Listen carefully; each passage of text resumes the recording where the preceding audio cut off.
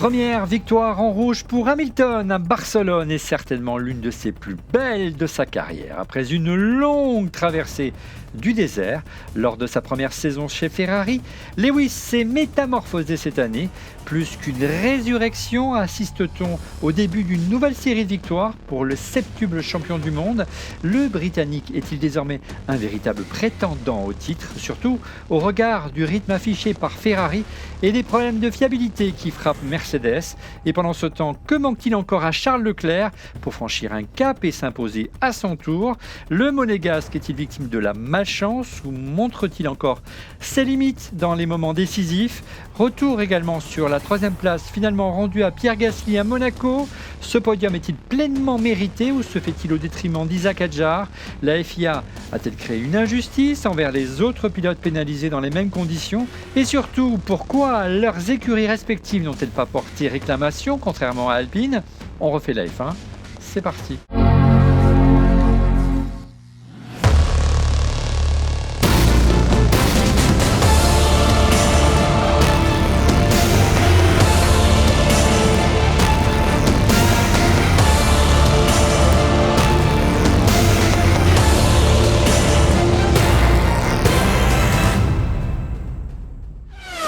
Retrouvez votre programme avec Kenol, fabricant français de lubrifiants et fluides de performance qui vous font économiser du carburant.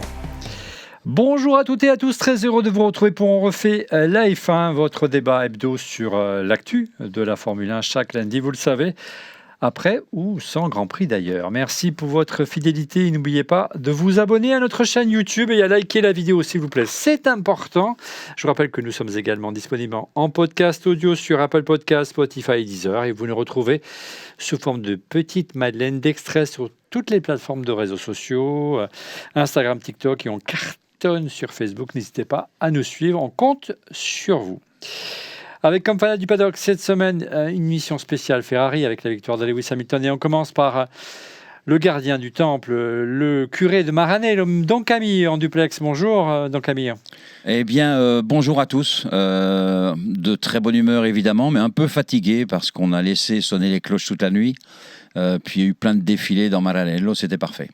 Alors bien qu'il soit un grand supporter de McLaren, il a tenu à s'habiller en rouge aujourd'hui. Monsieur Gaël Paulès, salut Gaël. Ah salut, écoute, je suis quel Grand Prix, super heureux. Quel Grand Prix de fou et je suis tellement content pour Lewis. On peut oublier McLaren un petit peu, surtout sur ce début de saison.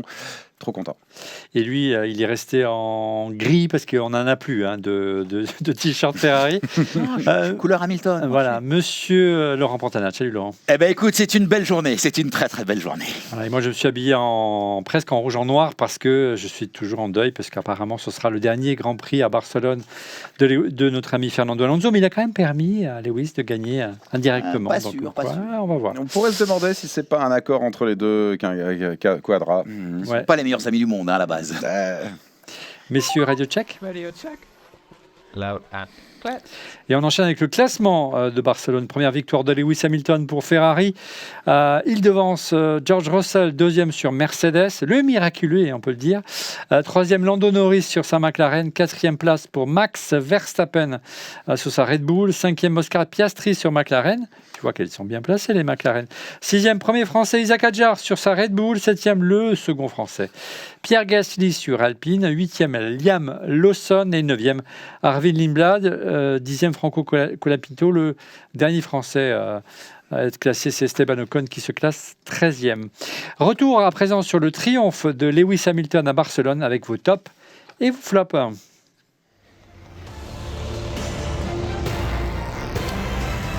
Et avant de poursuivre, un mot au sujet de notre sponsor titre de cette émission, à savoir Kenol. Kenol, c'est un fabricant 100% made in France de lubrifiants haute performance, conçu pour les moteurs les plus exigeants depuis plus de 30 ans. Maintenant, la marque développe des huiles en lien étroit avec la compétition automobile, que ce soit en endurance, en rallye ou en circuit. L'ADN de Kenol, c'est simple, performance, fiabilité et innovation, des valeurs qui parlent forcément à tous les passionnés de sport auto. Et merci à Kenol de soutenir On refait la F1.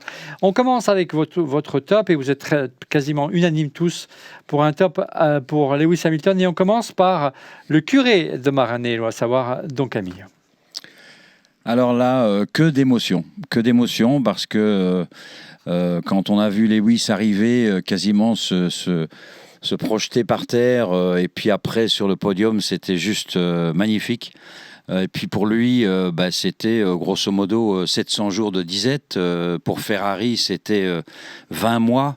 Première victoire de Schumacher à Barcelone, première victoire sur Ferrari bien entendu, et première victoire de Lewis à Barcelone. C'est quand même plein de choses qui sont extrêmement intéressantes. Puis, Quasiment 30 ans jour pour jour. Hein. Oui, non, mais c'est magnifique, hein, c'est juste magnifique.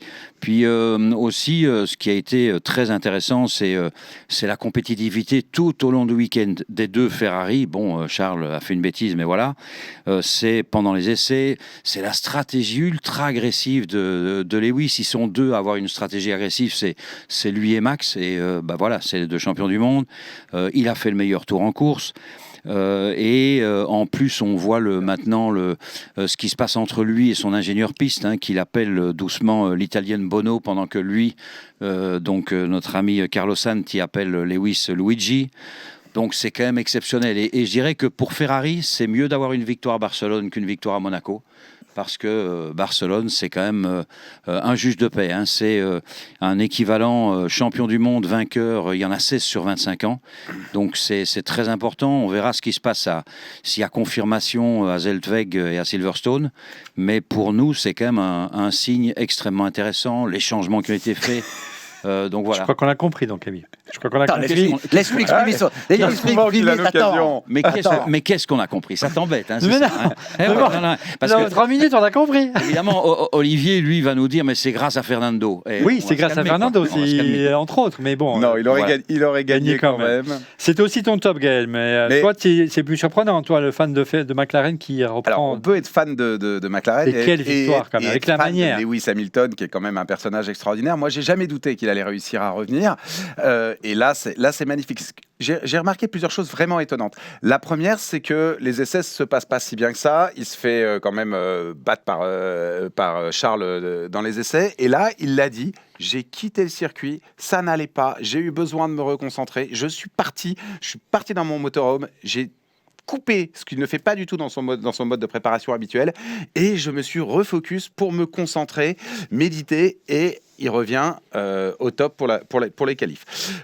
Ça, c'était le premier point. Le deuxième, que je trouve totalement incroyable, c'est une statistique qui est probablement passée inaperçue, mais figurez-vous que Lewis Hamilton, qui est donc le numéro mythique 44, a réalisé le meilleur tour de la course, en plus de gagner, et qu'il l'a réalisé, ça ne s'invente pas, au 44e tour. Ouais, comme quoi. Hein. À croire qu'il était tellement en maîtrise qu'il pouvait choisir son tour. Ouais, mais en tout cas, donc Camille l'a souligné, une super stratégie très agressive, et puis avec la manière, presque 20 secondes d'avance.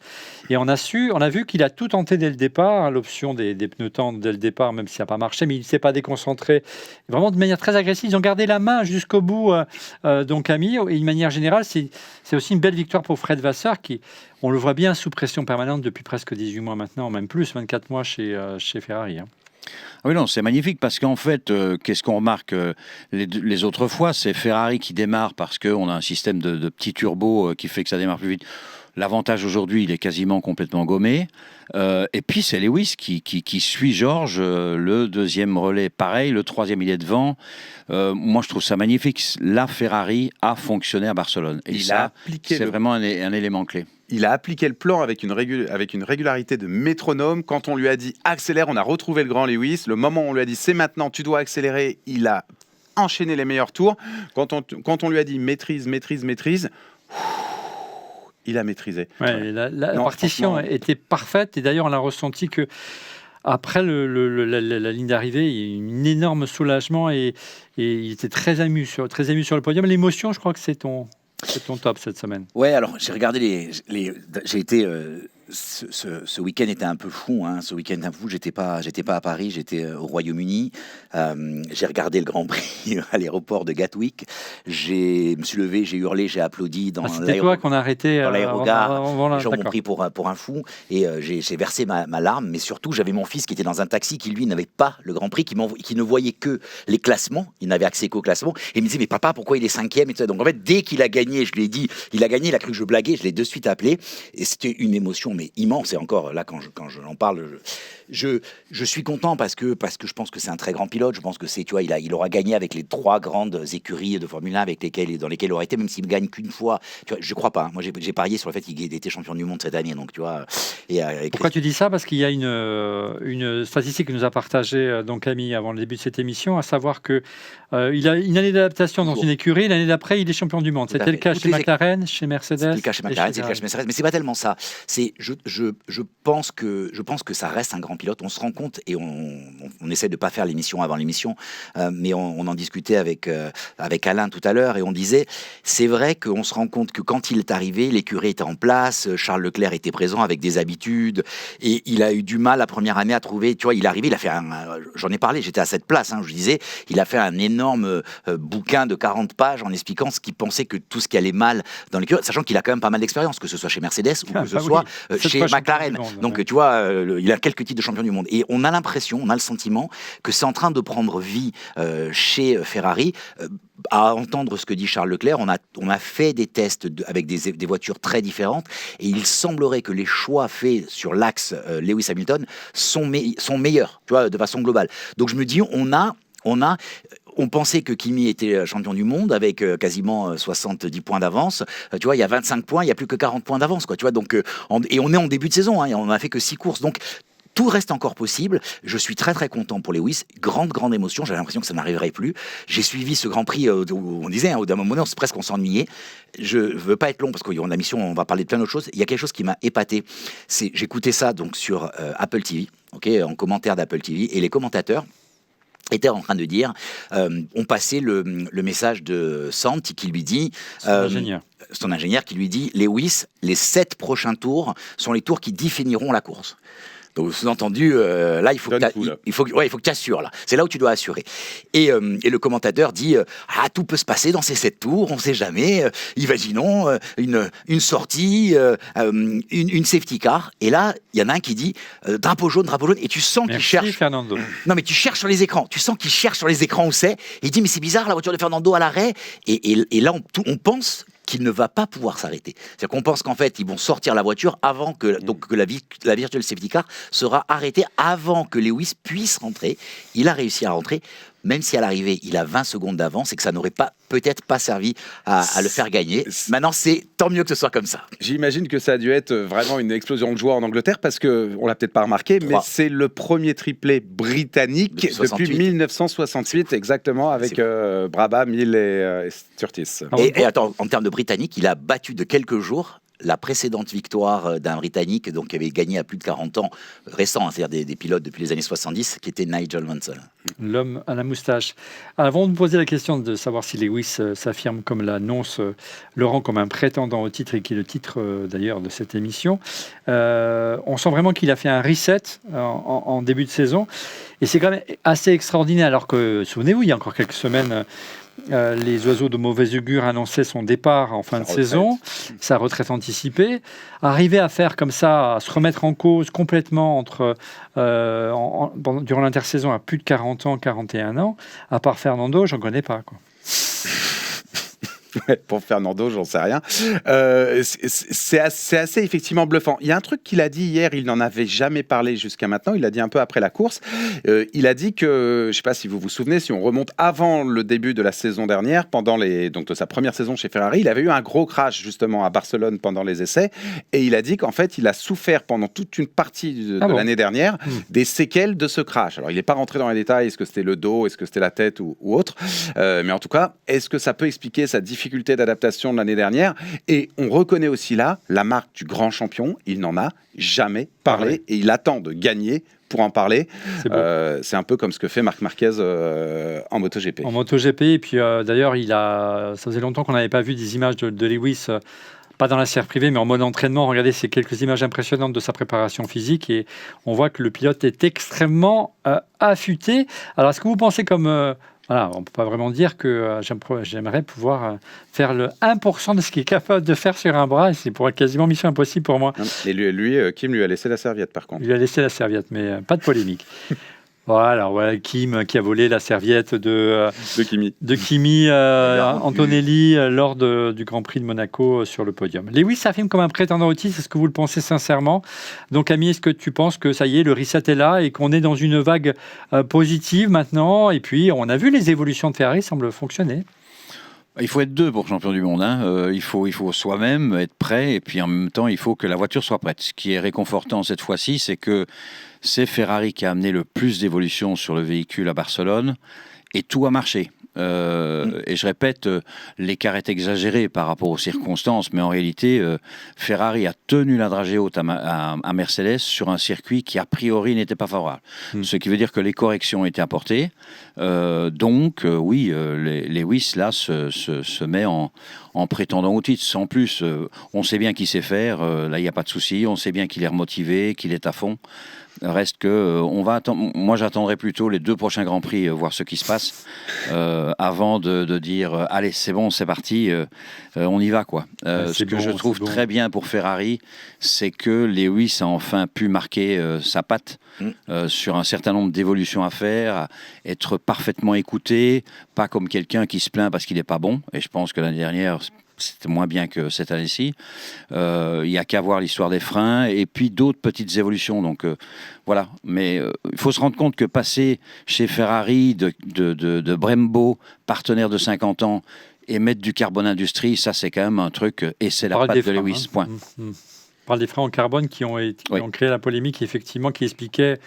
La polémique avait déclenché Leclerc à la fin du Grand Prix de Monaco en disant mais je me suis pris le mur, le rail, mais c'est pas ma faute. Et on a appris, comme je vous le disais la semaine dernière et qui a été confirmé, qu'effectivement Lewis avait réussi à persuader, et ça a été un travail de presque 1 an, la Scuderia d'être équipé en carbone industrie, les freins en carbone. Ceux qu'il avait chez Mercedes. Et que malheureusement Charles Leclerc, lui, était encore relégué au Brembo, ce qui explique les différences, mais ce qui explique pas les mésaventures et les défaillances de Leclerc, mais on va en parler dans un instant. Pour maintenir, alors vous y croyez à ce retour spectaculaire de Lewis en tant que postulant au titre, sachant que, encore une fois, moi je suis vraiment épaté par sa capacité à se remettre en ordre de marche. Beaucoup de pilotes auraient baissé les bras.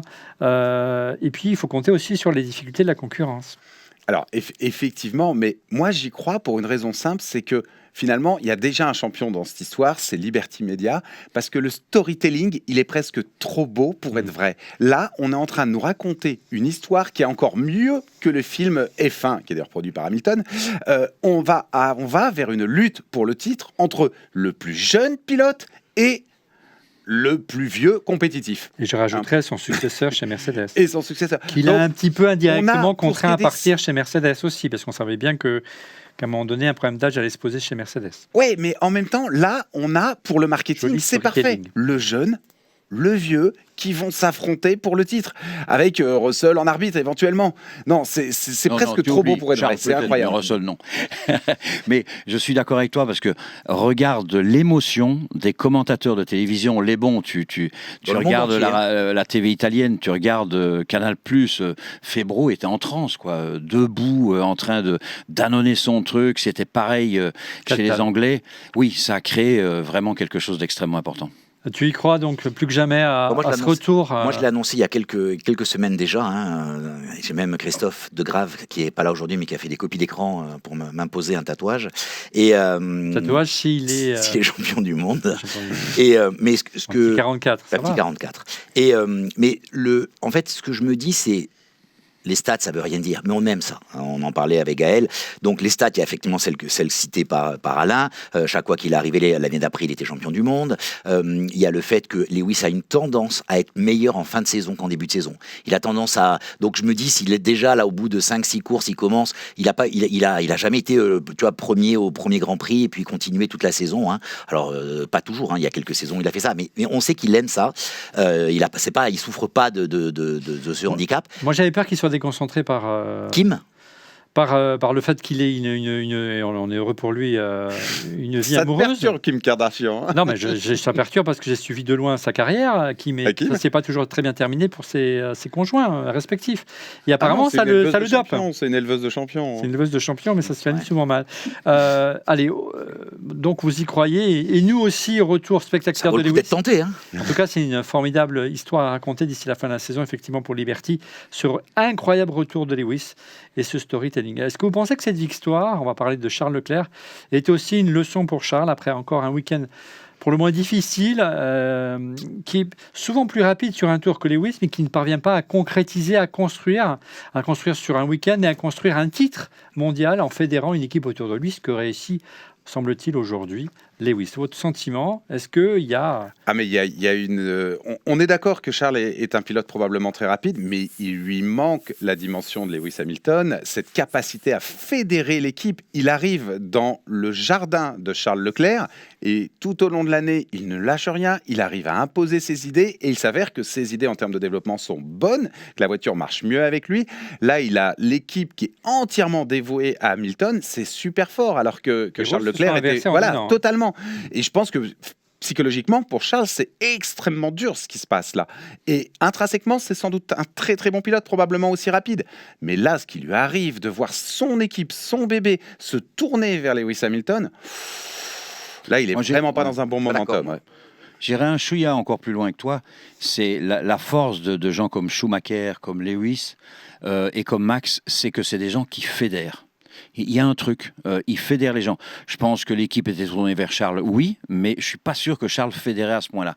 Là, c'est vraiment la force de caractère, donc Camille. Oui, on va se battre pour y arriver pour lui. L'exemple, des freins, à savoir, j'impose mes freins. Je pense que Leclerc demandait la même chose depuis des années. Oui. Non, je crois pas à ça. Alors moi, je pense que ce qui est en train de se passer, c'est la meilleure chance pour Leclerc. Pour Charles. Pour Charles, ce qui est en train de se passer. Je pense que Charles est un excellent pilote. Il a démontré.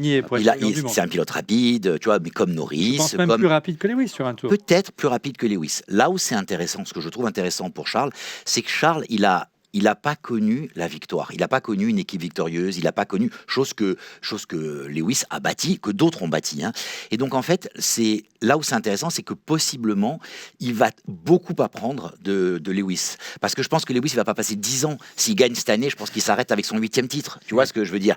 Il ira faire autre chose. Donc, potentiellement, il laisse une voiture avec un niveau exceptionnel à Charles. Et Charles aura appris pendant cette année. Je ne dis pas que Charles était un junior. Je te dis qu'il manquait peut-être ce petit plus d'apprendre des choses d'un grand pilote. C'est dur, hein, je pense que c'est dur quand il y a un pilote de Formule 1, que tu te bats contre un autre pilote, d'accepter que l'autre puisse avoir, tu vois, cette espèce d'aura.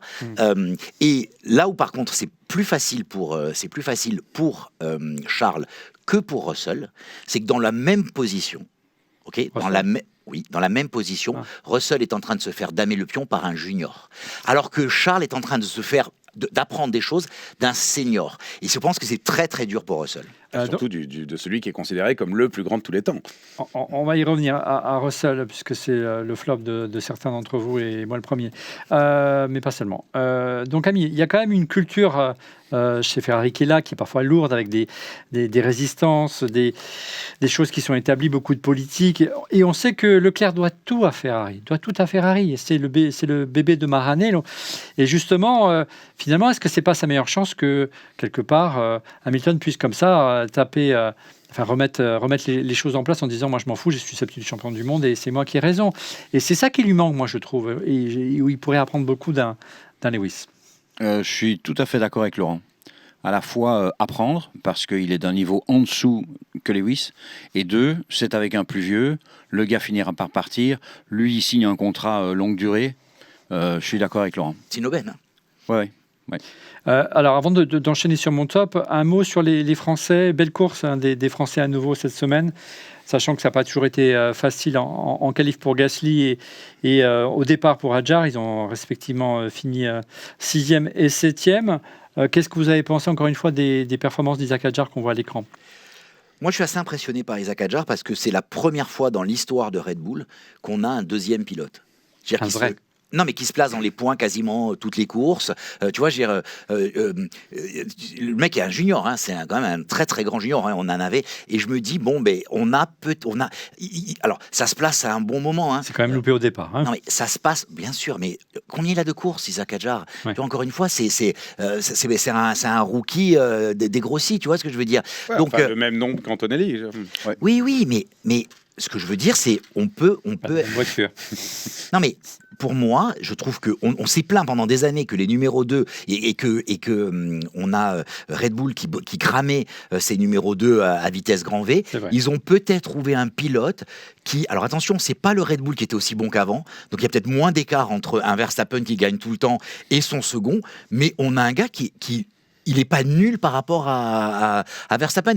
Il n'est pas 10 places derrière lui à chaque course. Surtout qu'il a une capacité, je pense, de progression. Et puis une bonne période aussi, à moins que vous vouliez enchaîner sur Hadjar, une bonne séquence de Pierre Gasly. On va en parler. On a un chapitre dans un instant de son podium retrouvé, puisqu'on va essayer de débattre sur ce sujet-là, à Monaco. Mais encore une fois, une belle dynamique, 7e, de beaux points, alors qu'il était loin intrinsèquement en vitesse pure. Hein. Et surtout, il part 13e, Gasly, et il fait une magnifique remontée. Je crois que tout à l'heure, on a dit qu'il n'y avait eu que 2 à faire la stratégie très dotée à 3 essais, mais Gasly aussi, il me semble, a fait 3 arrêts, ce qui lui a permis aussi de faire de très beaux dépassements.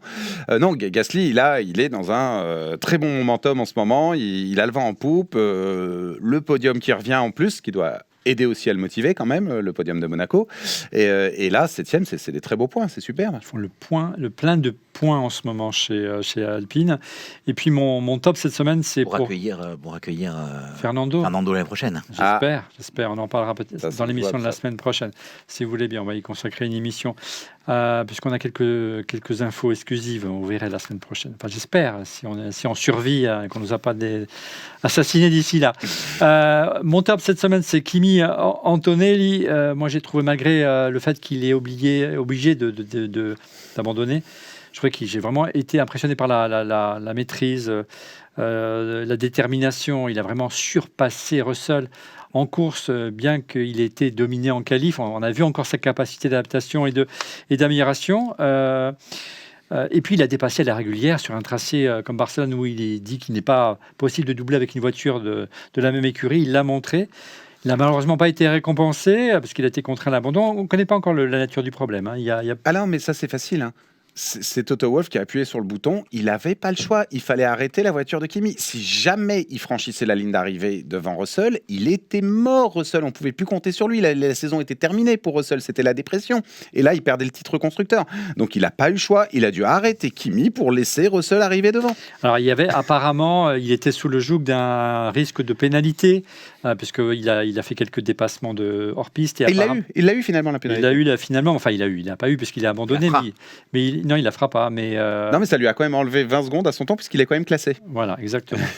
Moi, ce que j'ai bien aimé aussi chez le petit Kimi, c'est son attitude en général. Alors que d'autres pilotes, alors qu'ils sont en tête, et on sait la poussée d'adrénaline que ça représente, sont effondrés généralement à ce moment-là. Mais il a quand même venu regarder ces images. Il a tenu à venir saluer Lewis Hamilton à la pesée dès sa victoire. J'ai trouvé ça vraiment magnifique. Et puis, il a pulvérisé Russell encore ce week-end.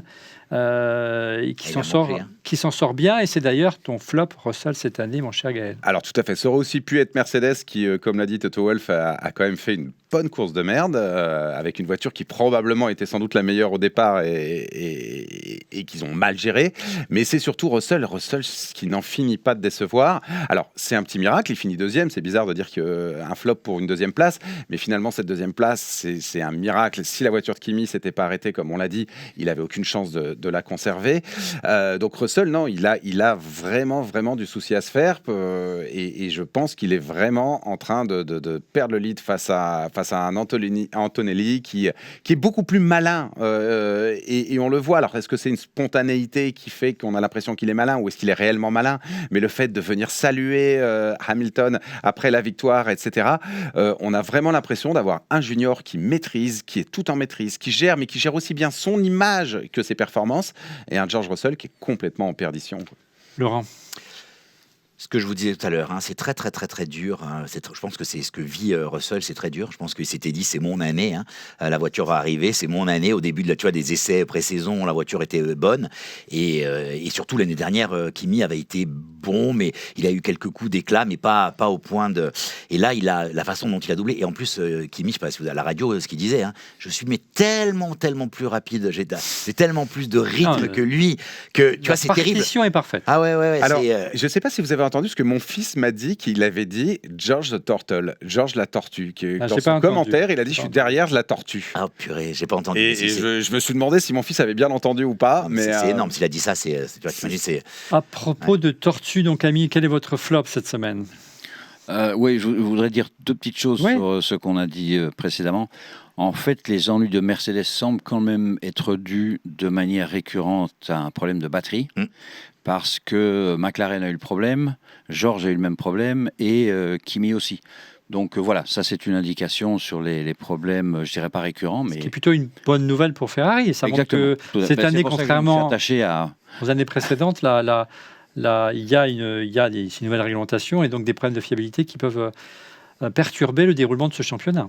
Oui, tout à fait. Et bon alors, en ce qui me concerne, mon flop, c'est s'il y avait Blanche-Neige et les 7 nains en Formule 1, je le donnerais à Dormer, et Dormer, pour moi, c'est Piastri. C'est un Grand Prix où il a été éteint. Déjà, c'est compliqué d'avoir une émotion de sa part, parce que même quand il gagne, il dit ouais, super, comme ça. Mais là, c'est vraiment rien, quoi. Donc, il n'a pas réagi, il n'a pas essayé de se battre contre Charles quand Charles a dépassé. Le gars, il termine à 35 secondes de Norris. Donc là, ça va pas du tout, quoi. Donc pour moi, c'est à titre pilote, c'est lui qui est mon flop. Que dire de plus? Pas faux. C'est étonnant, hein, la transformation d'une année sur l'autre, mais bon, encore une fois, il a encore là jusqu'à la fin de la saison pour se refaire. Mon flop, moi, c'était, j'étais désespéré encore une fois ce week-end. On sait que c'est le Grand Prix à la maison, hein, pour mon Alonso, moi qui suis un Alonso, le Grand Prix à la maison pour Aston Martin. Et quelle déception encore de voir les deux Aston ne pas pouvoir terminer la course. Des problèmes de fiabilité, notamment la boîte de vitesse. Hein. Il n'y a pas que le moteur. Hein. La boîte de vitesse cette année, elle a été designée par Aston. Alors Aston promet du mieux pour cet été, on va voir, avec une toute nouvelle voiture, mais ça m'a vraiment fait mal au cœur de voir Fernando terminer ce qui s'annonce comme son dernier Grand Prix à Barcelone, et encore avec un nouvel abandon. Mais moi, ce qui me console, c'est qu'il a provoqué le VSC, ça a permis quand même une belle course. Quand même. Mais il y a un truc qui devrait vraiment te consoler, c'est que Alonso, c'est un problème de batterie. Donc Aston Martin a les mêmes problèmes que Mercedes, c'est classe. C'est de boîte de vitesse. Non. C'est batterie, et ils lui ont même demandé de sortir le plus vite possible de la voiture. Bon, autant pour moi. Et c'est Stroll, la boîte de vitesse. C'est Stroll. J'adore, ils annoncent qu'ils vont faire des améliorations sur la voiture qui vont faire gagner 2 secondes au tour. Donc c'est là où tu te dis, les gars, ils sont vraiment loin, parce que pour gagner... Non mais t'imagines, d'habitude tu dis on va gagner 1/10 au tour, et eux c'est carrément une correction de 2 secondes au tour. Non, mais ce qui est inquiétant, c'est qu'on voit quasiment plus sur les Grands Prix Adrian Newey, qui est quand même le team principal, même s'il ne l'est pas dans les faits, et le designer en chef de cette voiture. On sait qu'il aurait quelques difficultés, dit la rumeur, de santé. Non, on ne va pas trop s'attarder sur ce sujet-là, mais... voilà. Et puis moi j'ai cette phrase dans la tête de notre ami Eric Bouillet, qui a connu exactement la même situation chez McLaren lorsqu'il est arrivé chez McLaren avec le moteur Honda. Pour remonter la pente, il faut plusieurs saisons, et c'est faut dire, et Fernando, il n'a pas plusieurs saisons, donc ce qui donne de la crédibilité à la piste alpine. À la piste alpine, on en reparlera la semaine prochaine. Au classement du championnat pilote, voilà. Moi je veux bien dire mon flop. J'ai pas donné. Autant pour moi, Laurent. Donc, en fait, j'ai 2 flops. Un qui a été. Le tien, oui, il a donné. Qui a été traité. Donc, en fait, c'était le moteur Mercedes, mais vous l'avez traité. Vous avez dit. Et je dis juste que j'ai une inquiétude sur le moteur Mercedes, qui est plutôt c'est une bonne nouvelle. Je veux dire, c'est que dans l'histoire des saisons passées, le moteur le plus fiable était le moteur Mercedes. C'est eux qui cassaient le moins de moteurs. Là, c'est quand même embêtant. Alors, c'est pas forcément le moteur, c'est pas forcément la partie. C'est peut-être la partie. C'est plutôt la partie batterie. Néanmoins, c'est problématique. Je voudrais quand même dire, je dans les flops, c'est quand même le gravier de Lawson quand même qui a fait arrêter Hülkenberg. C'est extraordinaire. Non mais c'est C'est qu'il a incroyable. pris un gravier qui a mis la voiture en sécurité. Ouais, en fait, il a Hülkenberg. pris 2 graviers. Donc Lawson a fait une sortie un peu donc dans les graviers. Il a renvoyé des graviers. Il y a eu un jet de gravier que sur Hülkenberg. Il y a quand même un trou gros à peu près comme ça dans son ponton avant. Donc tu dis les graviers arrivent vite. Quand même. Je repense toujours à l'image de Helmut Marko qui a perdu un œil avec un gravier dans la tête. Et en fait, ça a touché le kill switch sur le côté et ça a arrêté la voiture. Le bouton d'arrêt d'urgence. Et donc la voiture s'est arrêtée net au bord de la route. C'est incroyable. Ce qui est drôle quand même, c'est que dans les derniers Grands Prix, on a 2 voitures qui se sont fait pénaliser parce qu'elles ont mis des protections sur ce bouton pour qu'il ne soit pas trop facilement justement déclenché.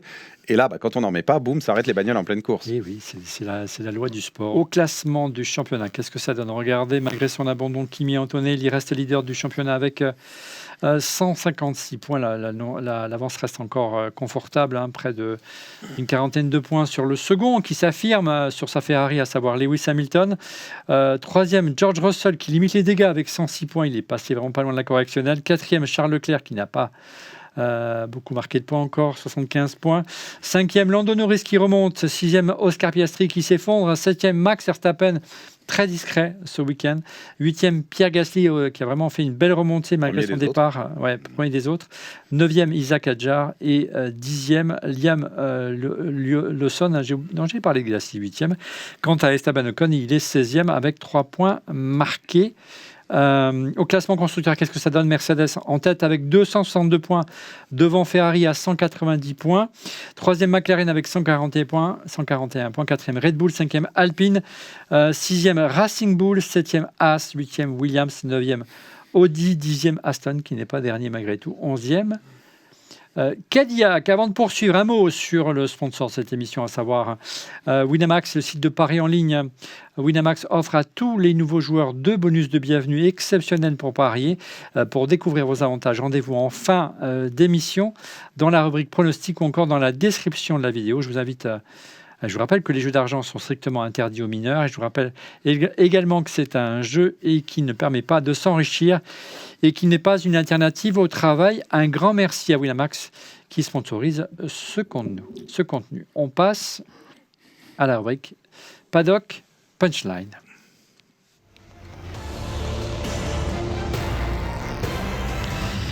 La punchline cette semaine, elle est signée Oscar Piastri. Je suis vraiment abasourdi par cette décision. Il parle bien sûr d'annuler les pénalités de Pierre Gasly. Comment peut-on modifier une seule sanction, sachant que 5 ou 6 autres pilotes ont probablement été affectés par cela? C'est stupéfiant.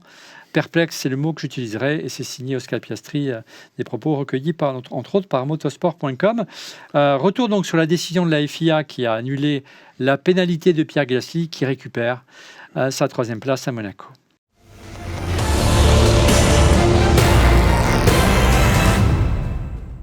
Pierre Gasly récupère sa 3e place à Monaco. Est-ce que c'est un podium mérité? Après le drapeau à damier à Monaco, Pierre Gasly pensait avoir terminé hors du podium, une pénalité pour excès de vitesse, souvenez-vous, dans la voie des stands, qu'il avait relégué un temps en 7e position du classement.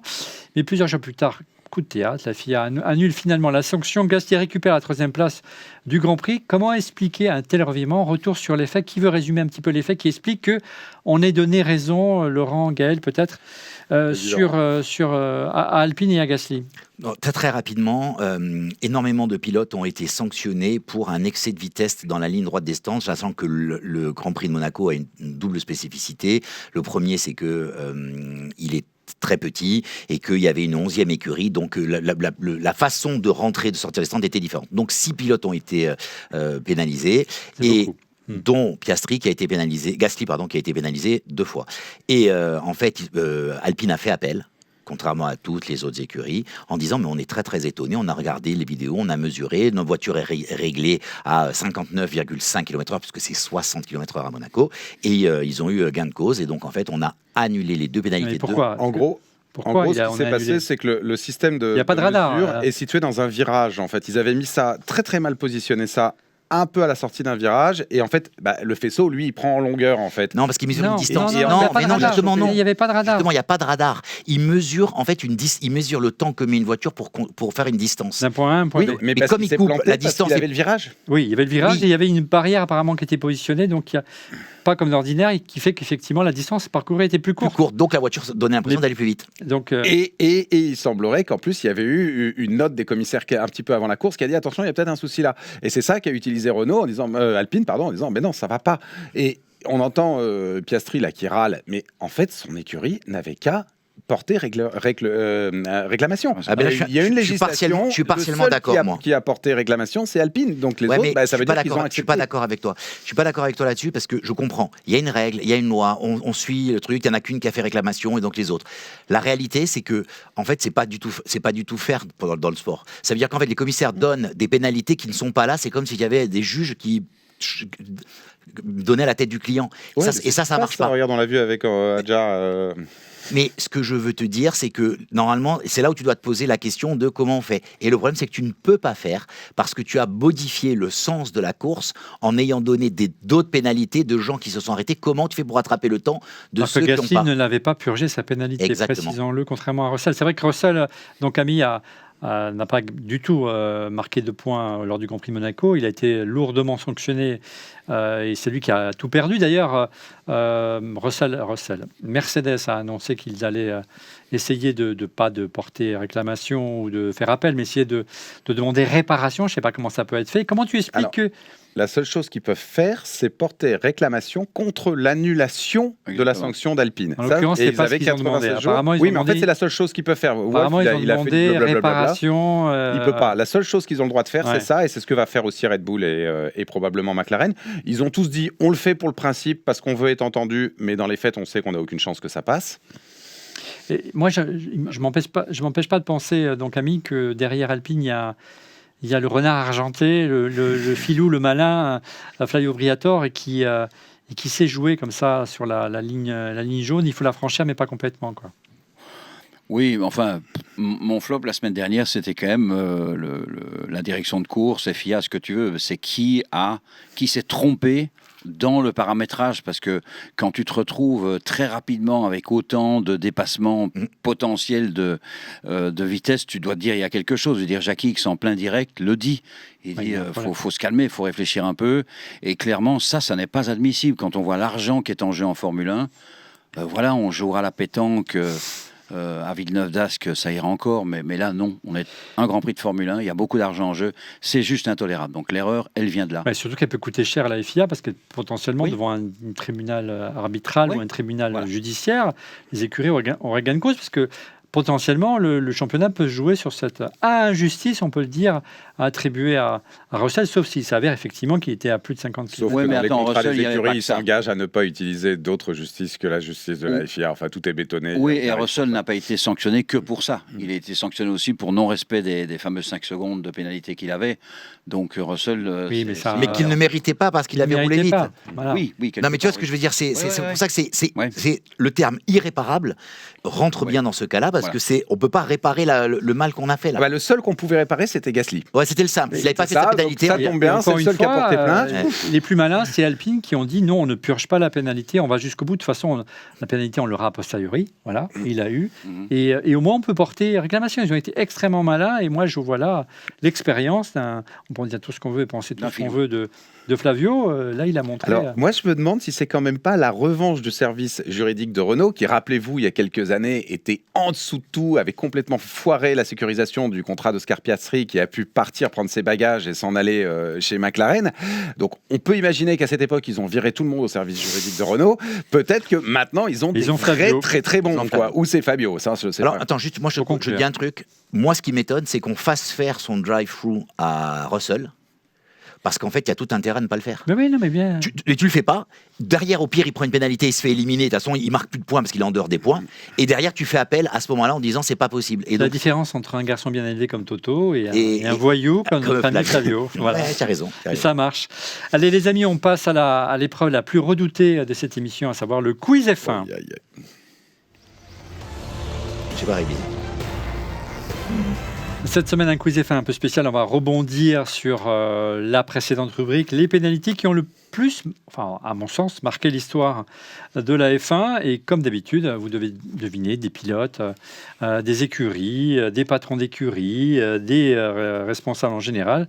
Pour cela, vous avez deux manières. Vous avez 3 questions avec 4 indices pour vous trouver pour trouver la réponse, et vous n'avez droit qu'à une seule réponse, ou des réponses directes avec les questions bonus. Vous pouvez répondre à plusieurs reprises. Messieurs, est-ce que vous êtes prêts? Autant que c'est possible.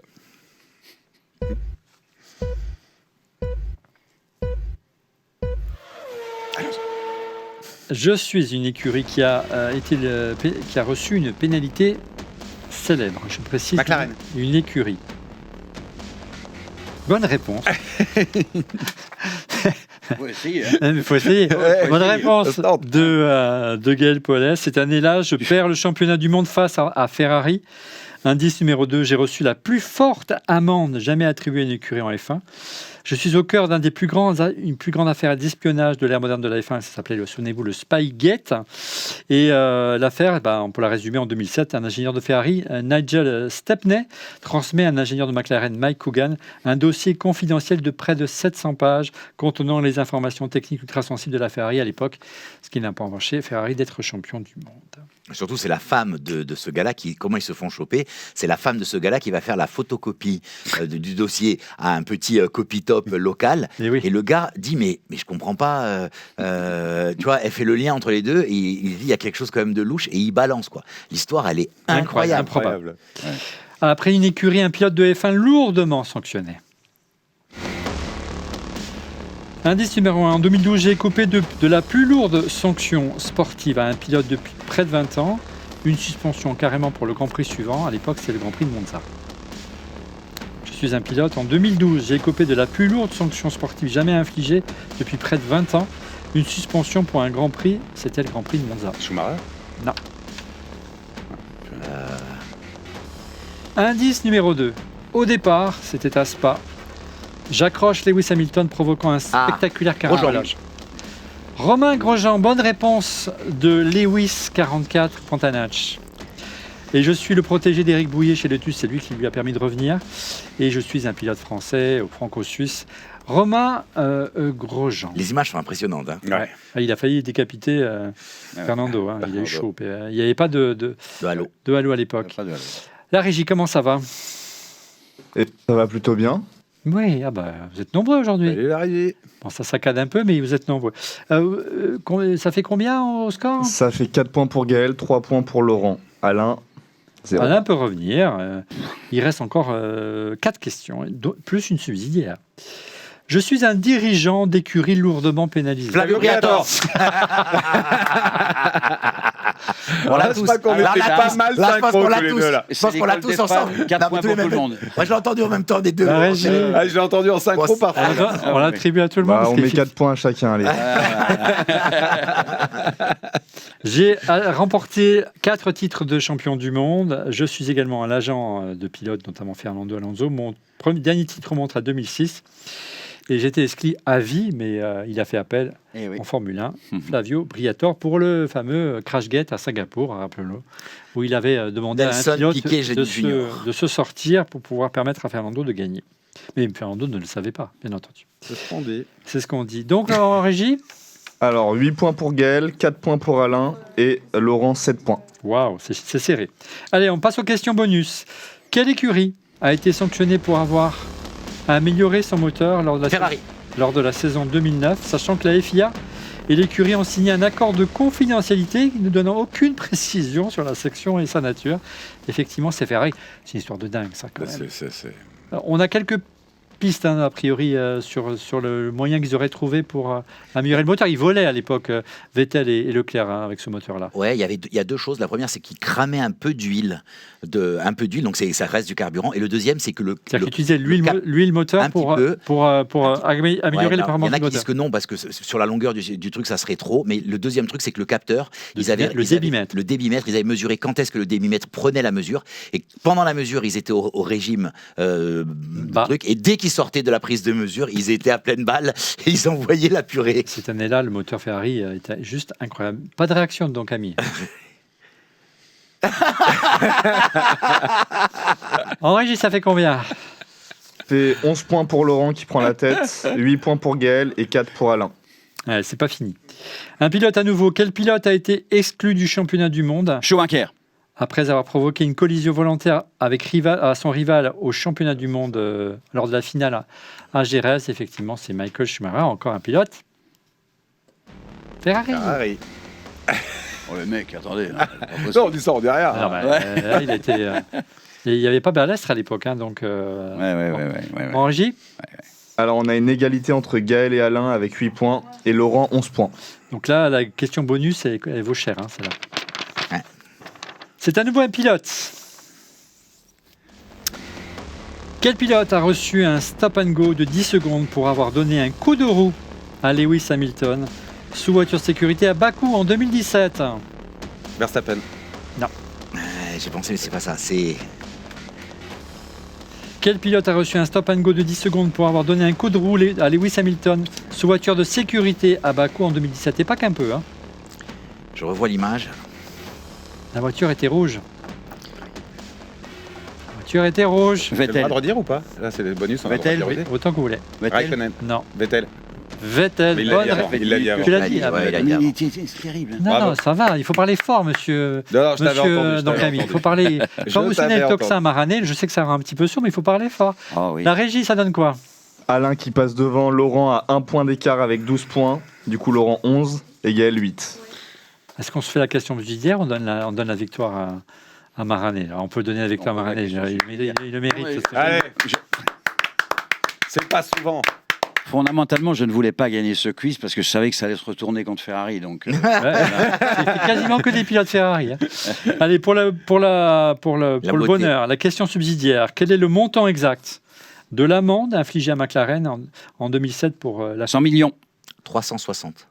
100 millions. bonne réponse de Camille? Ah, je Donc pensais il y a que pas c'était il y a plus. 100 Ouais, il y a millions de pas de- dollars. C'est vraiment une amende record. Une nouvelle victoire de notre ami, j'allais dire Flavio, mais non. Ce bon vieux Ron. Le bon vieux Ron. Et, Ouais, et lui aussi, il a été écarté des pistes pendant quelques temps, hein, Ouais. de revenir, mais avant de finalement refaire ses bagages. Voilà pour le quiz F1, brillamment remporté par notre ami Don Camille. On passe à la Minute Insta.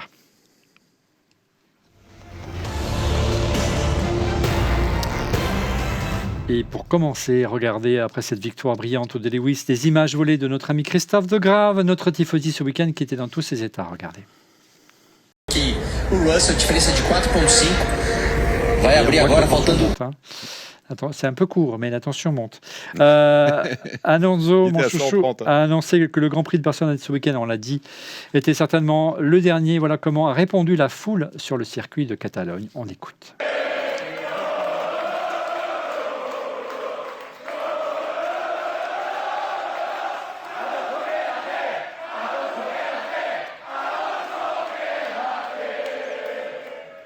Et une année de plus pour Fernando, ce serait bien. Hein, n'arrête pas, Fernando. Et comment ne pas évoquer la victoire de Toyota aux 24 heures du Mans? Encore une édition historique cette semaine. Enfin, cette année qui s'est jouée dans les dernières heures. Quel bel accomplissement pour les anciens pilotes de F1, notamment Kobayashi et De Vries. Belle victoire de Toyota.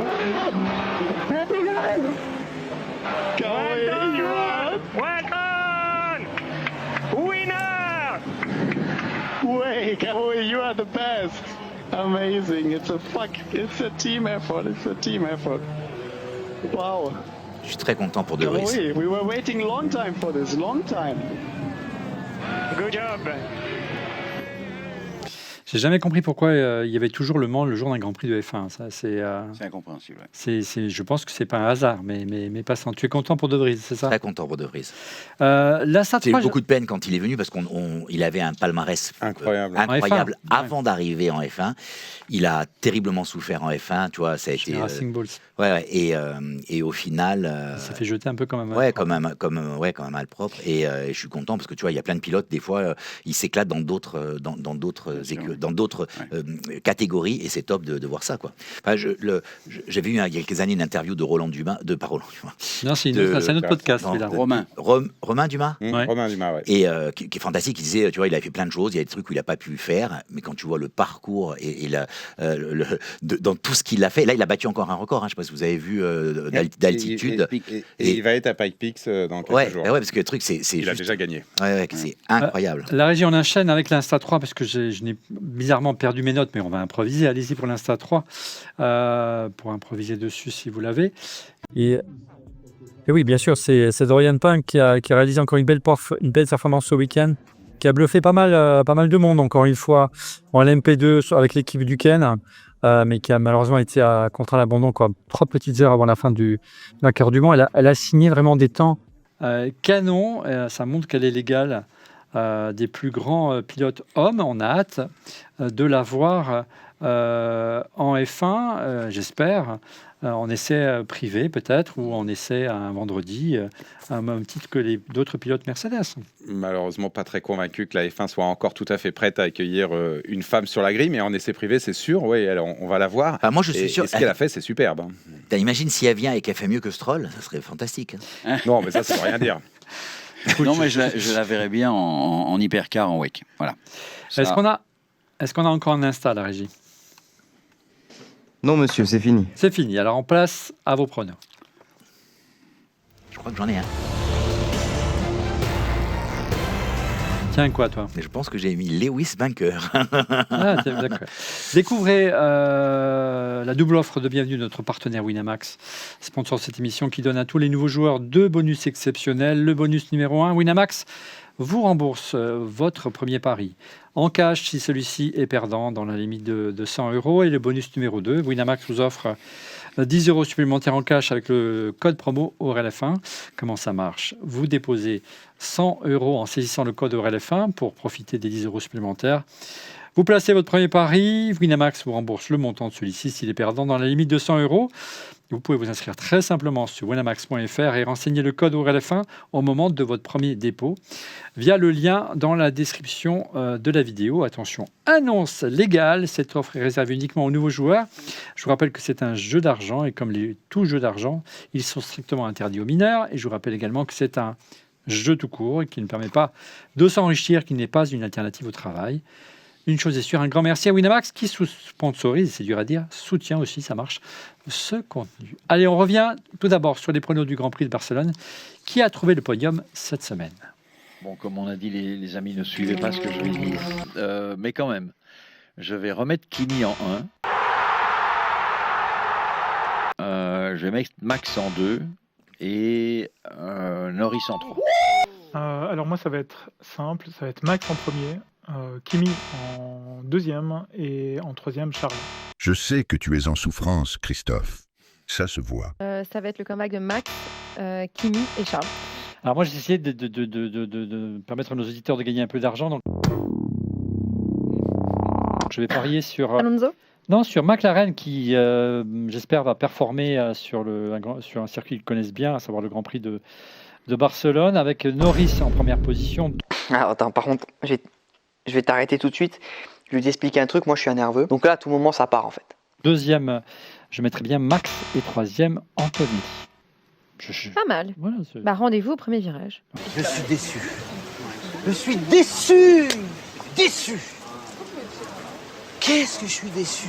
Je suis profondément déçu. Il y a une musique dans Tu n'avais pas parié, tu avais le prono pour le Grand Prix de Monaco, pas pour... J'avais mis Lewis gagnant, mais pour le Grand Prix de Monaco.